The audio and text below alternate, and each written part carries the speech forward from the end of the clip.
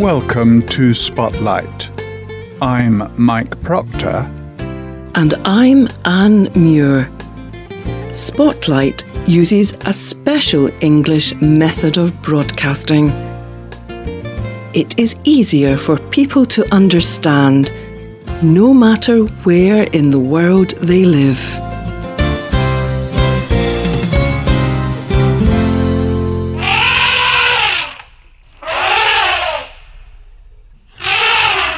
In South Africa, a group of elephants starts to walk slowly across the land. These large grey animals walk for more than 12 hours. Their long noses, or trunks, move from side to side as they walk. This group, or herd, of elephants goes to the home of their human friend. They have not been there for about 2 years, but they seem to sense that something has happened.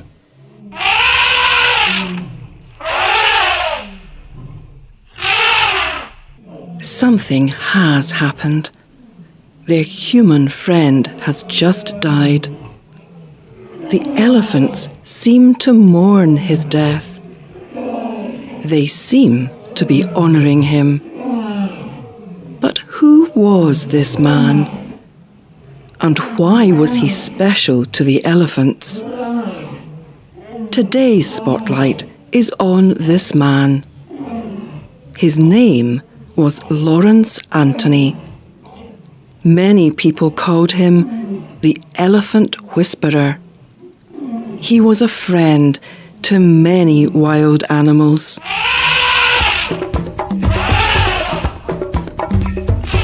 Lawrence Anthony lived in Zululand, South Africa. He was a conservationist. He worked to protect wild animals and the places they live. He owned a game reserve called Tula Tula. This very large area of land is used to protect wild animals. Such animals do well in game reserves because they can live in their natural environment. In 1999, an animal organisation talked to Lawrence Anthony. They told him about a herd of elephants. These elephants were a big problem. They were very dangerous. They charged or ran at vehicles and people. The elephants were so dangerous that the authorities would have to kill them. But Anthony did not want that to happen. He wanted to save the elephants. So he decided to give them a home at Tula Tula.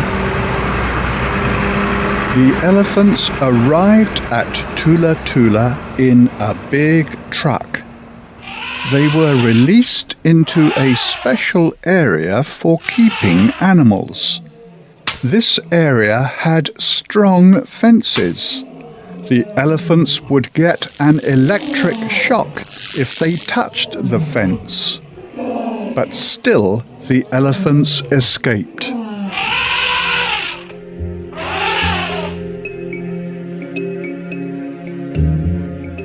Anthony had to find the elephants. They had left the safety of Tula Tula.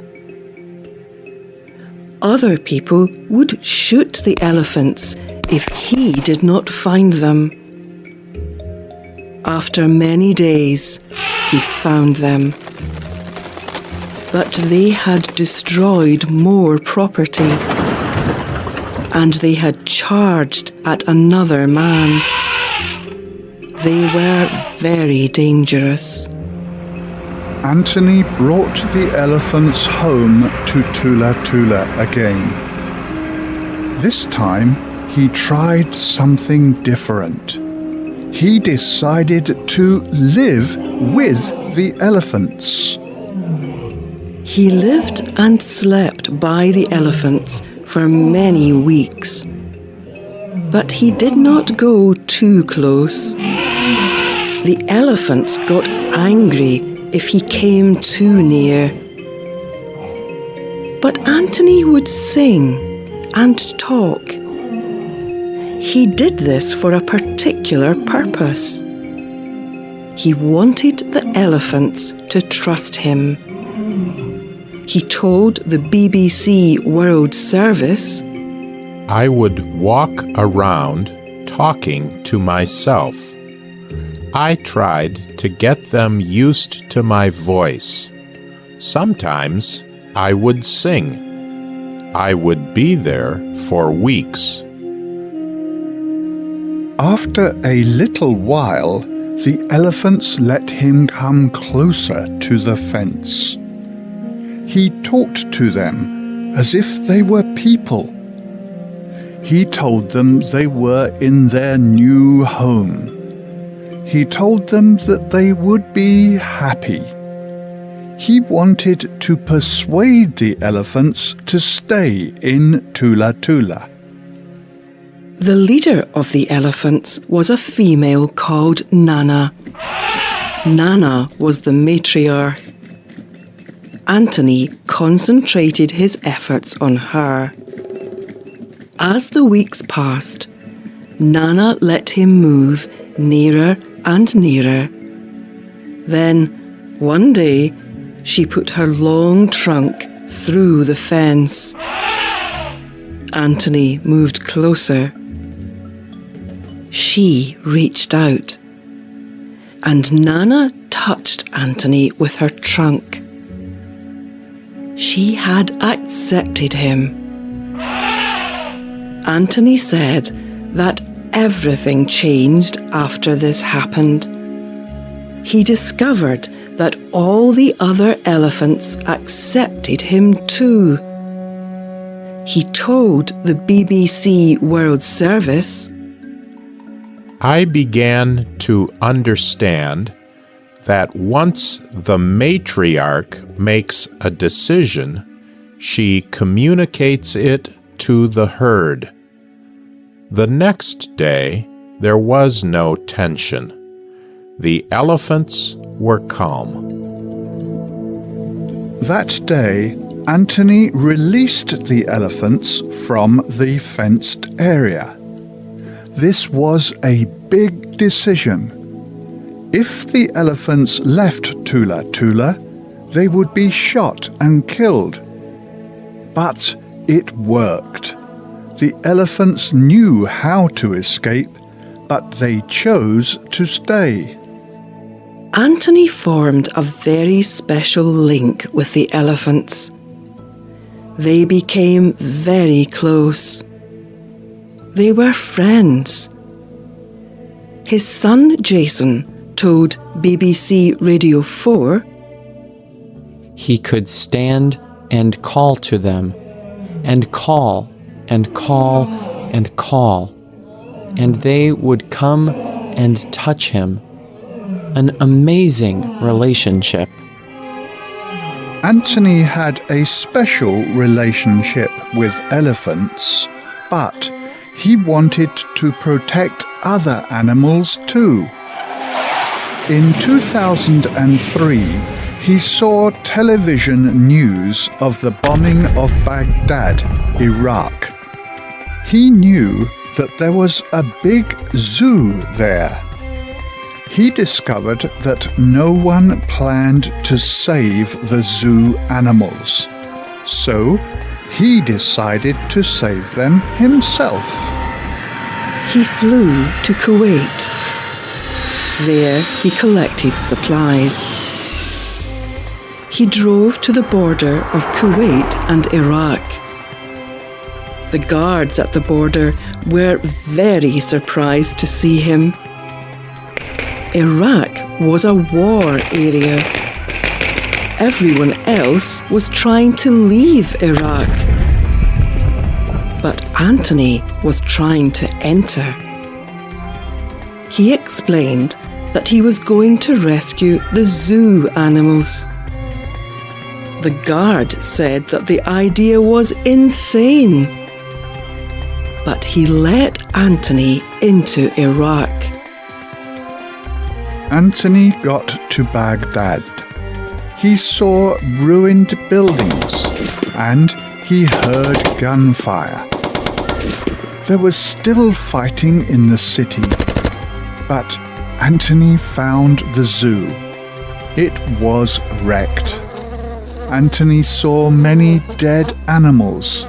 Flies were all around them. Other zoo animals had been eaten by local people. But dangerous animals such as lions and tigers had survived. However, these animals were deeply shocked, and they were starving. Anthony and some helpers immediately began to save the animals. Anthony bought donkeys to feed the zoo animals. He paid zoo workers to return to work.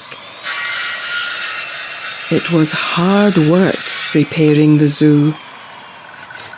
Soon, American soldiers started to help. A few weeks later, former Iraqi soldiers helped too. These men had been killing each other on the battlefield only recently. Anthony told the BBC, American soldiers were fighting during the day. They put down their weapons at night. Then they would come across to the zoo and help. I was watching American soldiers and Iraqi soldiers both working to help these animals. Completely amazing. Anthony stayed in Baghdad for 6 months.